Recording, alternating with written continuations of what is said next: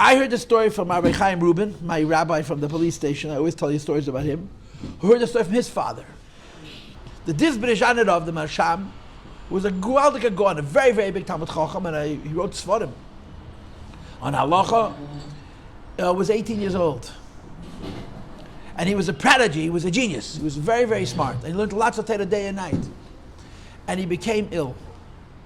He became so ill that they literally were waiting for him to die. The way the story was told was they when a person passed away, they lit candles around him. He was an 18-year-old boy. He got some kind of an illness, and he was mamish with one foot on a banana peel, you understand? They lit candles. And he popped up, boom, back. Shalom Aleichem. And he lived a full life. It was a big nest. It was a very, very big nest. And he said when he came to that he had an out-of-body experience. He had what they call a near-death experience. And this was the experience that he had. I'm sure you are aware that a lot of people who are very, very, very sick and they come back, they remember seeing a light. They see a light and they're drawn towards the light. And there are scientists who have have an explanation for it in physics. But some people who have near-death experiences see a bezdin, a court, a judgment. They see judgment. He saw a court, this Brejanerov, and he was being tried. There was a bunch of neshamas come up Lamaila, and they're being tried. And it comes his turn, and the prosecution gets up, and he hears the prosecution speaking about him like as if he's a thing. And the prosecution says, this boy is very, very gifted, he's very, very intelligent, incredibly smart, given a great mind, a great soul. And he learns Torah day and night, but he doesn't learn Torah Lishma. He's not learning Torah for the sake of the Eibush. The story happened, by the way, around the times of the Mittel Rebbe. In other words, close to 200 years ago. It's an old story. It's a very old story. Rabbi Reuben, if he'd be alive today, would be over 90. He was the youngest son of his father, who heard it when he was a little boy, when the Brejanerov was an old man. The story probably happened in the 1820s or the 1830s, a long time ago. And he hears them talking about him, and he can't speak. Everyone's talking for him, and he can't speak. And they're screaming that he learned Torah Shalei Lishma. He learned Torah all day and all night, but he didn't do it for the Eibush, he did it for himself. He doesn't deserve to live. So the Beis Rivka convened, they paskined, take him away. Take him away! So they carry him out of the Beis Rivka, and he's going to the other side. And as they're carrying him out, he suddenly hears a man screaming.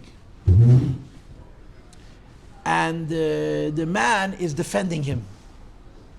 And the man says, Begolus hamar hazeh, montben von a Yidden Torah Lishma, which means in English, in this bitter golus, this is 190 years ago, let's say. It's a long time ago. 190 years ago. The golus hamar hazeh, in this bitter golus, you can demand from a Jew that he should lose his life because he's learning Torah. But he's learning Torah Shalei Lishma. And whoever this man was, this screamer, made a lot of noise. And the Beis Rivka, whatever the words, they scrambled. They sat back down. They rejudged his case. And they changed the psak. They're giving him back life. So now the malachim who are carrying him away are carrying him back.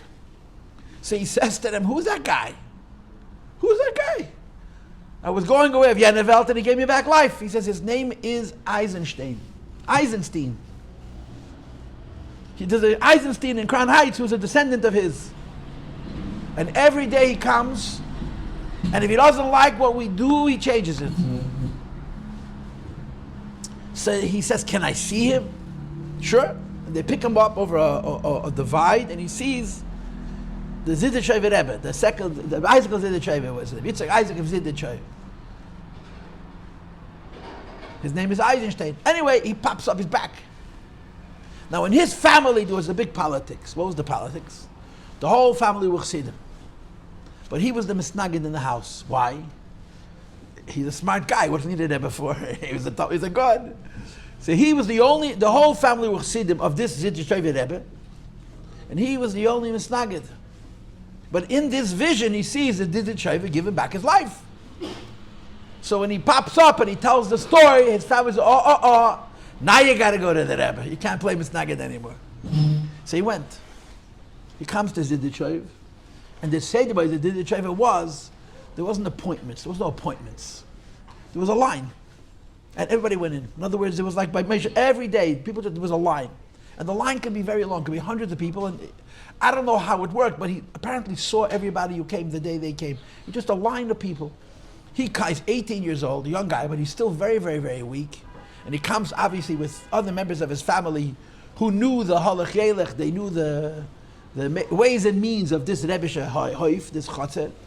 And they talked their way to the front of the line. They explained that he's very sick and he cannot stand and it's a pekuach nefesh, whatever it is. They got him into Zidish Rebbe real quick. He walked into Zidish Rebbe, takes one look at the Zidish Rebbe, and he faints. Why? He recognized him. Same guy. So the Zidish Rebbe comments in Yiddish, Amezeit ayid zum zweiten Mul darf mechalische. When you see a Jew for the second time, you have to faint. When you see a Jew for the second time, you have to faint. And then he told him the following words. He said to him, Yinger man, mir haben mit dir mekel gewesen. He says, young man, we were lenient with you. No, the Rebbes didn't say I. We were lenient with you.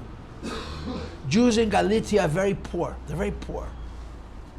It's your job to find kulas, to make the halacha easier for the Yidden in Galicia. And the Bejanarov was famous for his kulas. The Bejanarov had a nemesis, a critic, a very strong critic, the Divrei Chaim of Tzanz, who was also a Talmud of the same Zidichai Rebbe, but the Tzanz was very frum. And the Bejanarov came up with all these kulas. But each one was doing what they were doing based on the instructions they got from the same Rebbe, you understand? He told them, we will make it with you. This is the story. Now, why am I telling the story? Obviously, I'm telling the story because it's a good story, yeah? It's a great story. But the Koshke v'Kavachemer, if 180 years ago, a Yid with a great mind was being taken away from this world, and some tzaddik screams, you want Teda L'Shma? You want Teda L'Shma? Now you want Teda L'Shma? He's putting on film, be happy. You want Teda L'Shma? So think about our generation. In other words, the way the Eibishter operates is there's a different measure, different rubric, different criteria for each generation. And that's what the V'huracham is talking about, at least in these psukim, that when in the Galus we do less. But relative what's expected of us, we actually give the Eibishter more. So last week, as I explained to you before, we discussed chesed ve'emes, the idea of chesed she'eina shalemes, that in Zman HaGolus, the Eibishter created the world for people to give tzedakah, even though they're doing it for self-interest. The bottom line is they did a mitzvah, they gave tzedakah. This is how the Eibishter looks at his world.